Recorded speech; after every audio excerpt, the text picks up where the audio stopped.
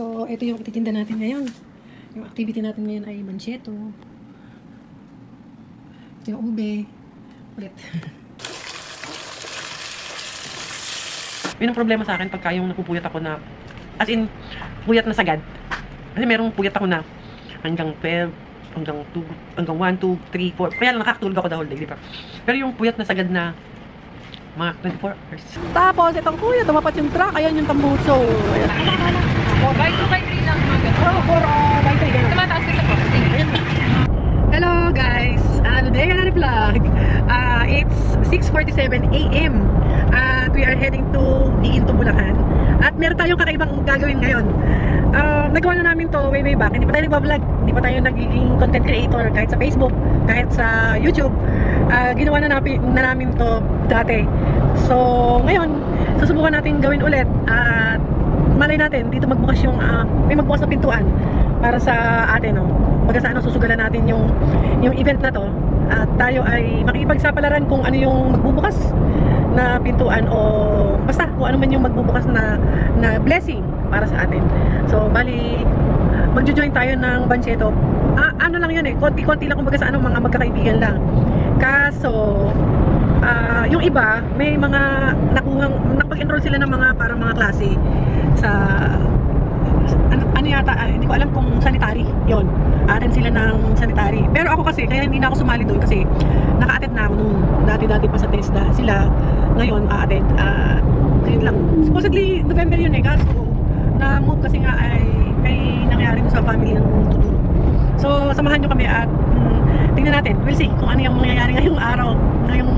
Basta ngayong araw, nagsisimula itong ngayong araw. Tingnan natin kung masusundan pa sa mga susunod na mga linggo o araw kung ano nga ang gagawin natin. So, see you again later guys. Doon na siguro sa event. Yan, dito na yung aming event. Dalawa lang kami nakapwesto. Ay, sila natin ni Papa. Sige. Magsa-setup lang kami ha. Dikit lang. Sana mo, $1.25. $1.25. Amigo na ako. Wow, kalimutan ko naman tayo. Ay, natakot na ako. Ay, nanay ko na yun.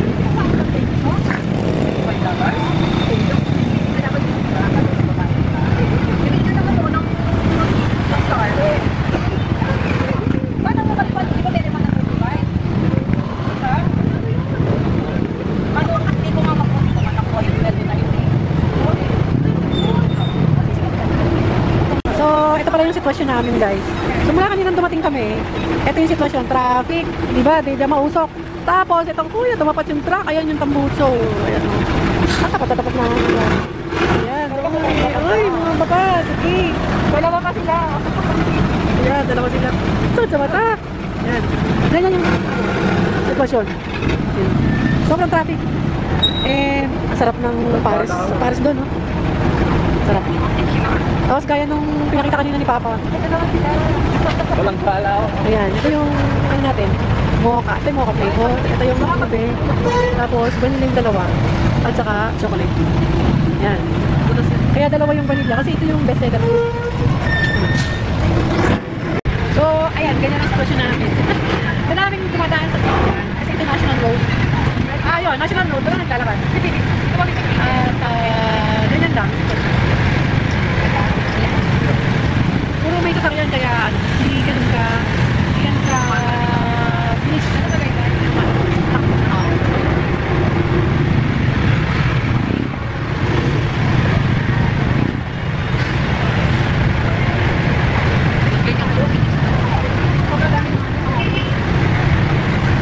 Friends ko, parang guide ko. Follow nyo kami. Malalaki mo na.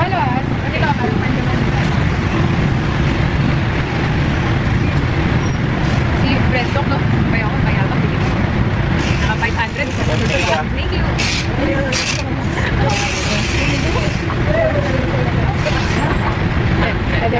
Paano siya?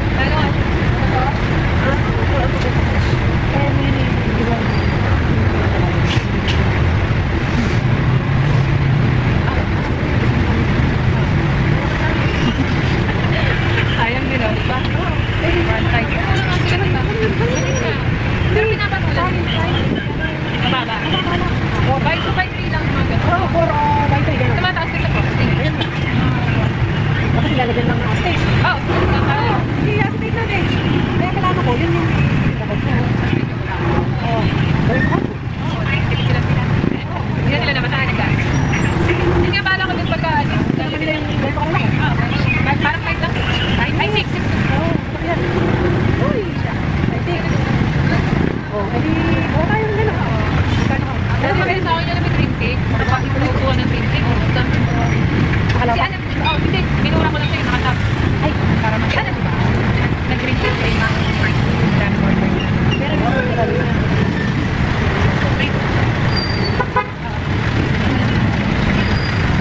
Humingi ko na sa parang na. Dahil birthday niya, pagkasunod sabi ng birthday, ginawaan ko siya. Hindi niya makuha. Hindi niya makuha kasi puro yung sa akin. bakit ito ba? Hindi kasi masabi may infected. Hindi ako nag-extend. Di ba kasi pinakukuha niya ko sa Quezon City? Oo. Pero ngayon wala siya. Hindi rin mo masarap. Kaya MG. Yan yung magkakat MG, Derimon. Hindi pa ako nakakatiin mo. Hindi siya, yung ano kasi mahangin, pero may yung ano isa, mura. Pero nagtasan siya. Bar. Hindi, isa. Yung kulay green. Sweet. Yan.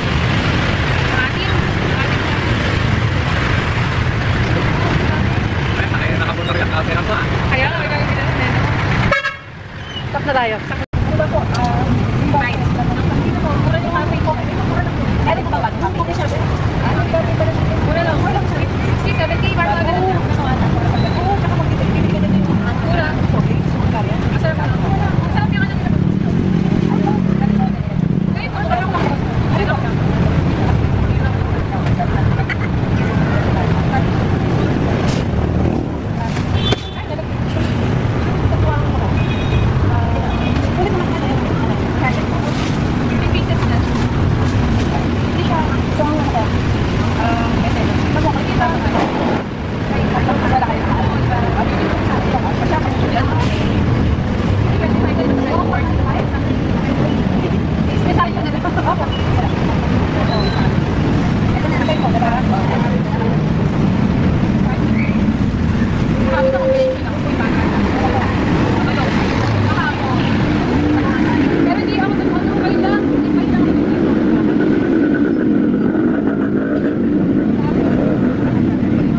At natapos na nga yung aming mini bancheto.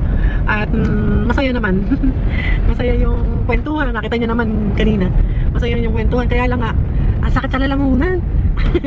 Masakit sa lalamunan kasi sa sobrang usok. Ang sobrang usok nung nung mga sasakyan dahil nga sobrang traffic. At saka yung tambucho ng mga truck doon nakatutok sa gilid, sa nadadaanan nila. Kaya yung iba, di ba pwede naman yung doon sa kalsada nakatutok, di ba? Ewan ko. Sakit. Mamalating yata ako bigla. And sige guys, tatapusin na natin. Isusunod na natin dito ang ating recipe for the day. So, itay nyo lang guys. About to video na nga. So, biglang nagdatingan yung mga delivery na online shopping ng mga bata. Ayan, nakasalang na yung uminit na yung kapali. Hindi ko na videoan. Ay, nako. So, bali, ang ginawa ko pala dito, isabihin ko na lang, no? Wala tayong video ng tula. Ayan, bali, yan, nagano lang ako ng 5 cloves ng garlic at saka isang pirasong sibuyas. And then, hiniwa ko sa ganito kalalaki. Itong liyan po natin. Tapos, pinakuluan ko sa oyster sauce. And then yun, nung lumambot na, hinango ko at nag-isa nga ako ng bawang at sibuyas. Tapos ngayon, ito, lihali ko na ulit siya.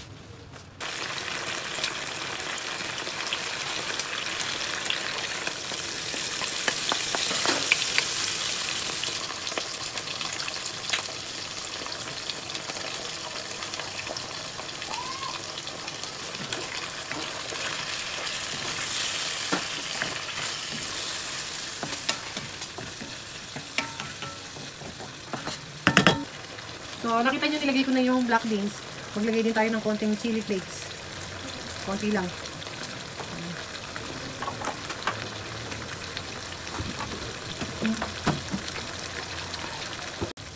Maglagay din tayo ng paminta.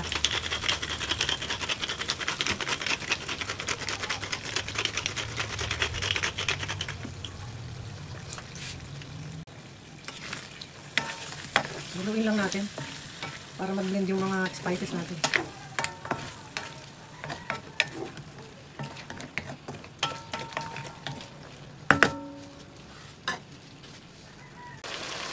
So, magdadagdag tayo ng calamansi sauce, juice. Calamansi juice. Haluin natin.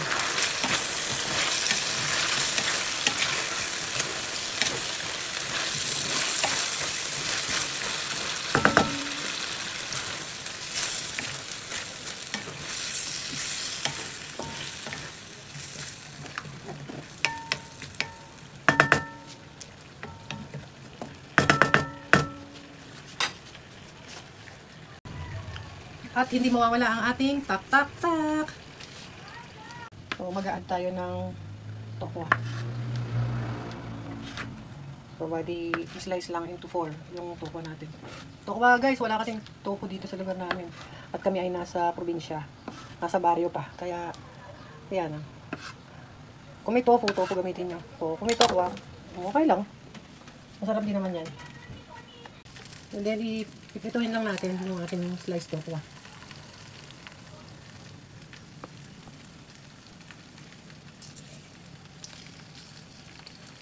So, while waiting dito sa ating pork and black beans, so ito yung dito tayo ng tokwa.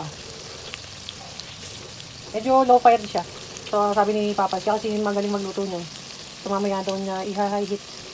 Stable na yung... Ito na yung naluto natin na tokwat baboy and black beans. At gaya nga ng aking madalas na hinahabilin na kung saan tayo magiging masaya, ay doon tayo. Huwag nating hintayin na tutulak na tayo, nakaupo, at saka pa lang tayo mag-iisip na mamasyal, gumala, or maging masaya. Basta kung ano yung makapagpapasaya sa inyo, gawin nyo na ngayon. Huwag nyo nang pabukasin, huwag nyo nang mamaya, basta gawin nyo na ngayon. At ang isa pang hinahabilin ko ay, kung tayo ay masaya, huwag lang natin sosobrahan na magiging masaya. Kasi nga, anything na sobra ay masama. Yun. Sa hinahinay lang. Lahat ay in moderation. Diba? At huwag kakalimutan magpasalamat at magpuri at humingi ng tawad sa Panginoon Diyos. So, yun lang guys. Hanggang sa muli. See you next time. Bye.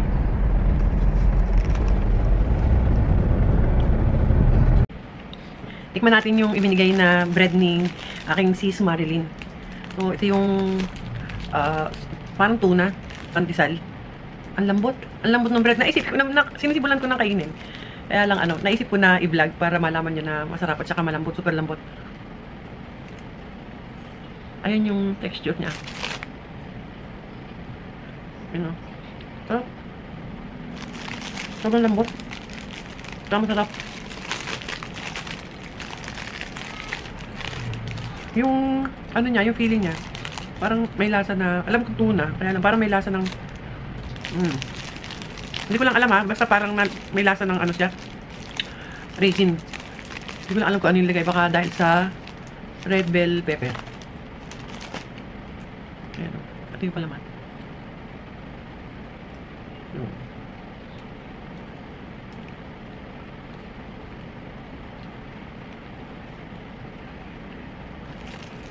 Sarap. Alam niyo guys, ginabi na nga, di ba nagpaalam na ako sa inyo sa sasakyan kanina, pagdating namin ng bahay, nagligpit lang ng mga dala-dala namin, tapos nakatulog ako, sobrang pagod, kakuyat, kaya nakatulog ako, tapos yun, parang kakagising. Tapos yung kininang, birthday ngayon, nagpunta daw dito, tapos nagdala ng pansit, 2 tab. Gutom ako. Nakaubos ko 1 tab. Paano na yan? Tapos ngayon, nagugutom na naman ako. Ganun ako eh. Yun ang problema sa akin pagka yung napupuyat ako na, as in, puyat na sagad. Kasi merong puyat ako na hanggang 12, hanggang 2, hanggang 1, 2, 3, 4. Kaya lang nakakatulog ako the whole day, di ba? Pero yung puyat na sagad na mga 24 hours, yun ang problema sa akin. Babawiin ko siya sa kain. Binabawi ko sa kain. Kaya kain ako ng kain. Kaya dati, nung mabaho kasi nga noon, sagad-sagad puyat. Alam niyo naman, yung mga nagkaroon ng medyo problema, ayun, yun ang nangyari. So, tuloy ko lang yung kain ko, at sinama ko lang to sa video. At meron pa pala akong wait lang. Tikman na rin pala natin, isa. Itikman lang natin ha. Hindi ko uubusin. Ito, binili ko to sa kanya. Itong pandesal, bigay niya sa akin. Sabi niya, tikman mo. Tapos ito binili ko. Kasi nga, since mahilig kami sa pizza, so itong pizza ang titikman natin. Malambot talaga yung bread. So, alam ko, hindi ito bagong luto. Alam ko, the other day pa to, niluto, hindi ito kahapon. The other day pa kasi, nagbenta siya sa convention. Tapos sabi niya sa akin, iniwanan na niya yung pambenta. So, ibig sabihin kalahati ito. So, the other day pa to, ibinik. Pero, super lambot pa rin. Napakalambot ng bread. Yung bread itself, masarap talaga. And, very affordable. Hindi ko lang, siguro ano to, 25 pesos to, benta niya. Yan, benta niya, 25. So, yun. Hindi ko ubusin kasi, ubusin natin yung isa muna. Hindi ko naman kasi, sayang naman yung ano natin. Pag-uwa kanya, tsaka pag-pickleball. So, ayan, ubusin lang natin to at maraming salamat sa inyong panonood.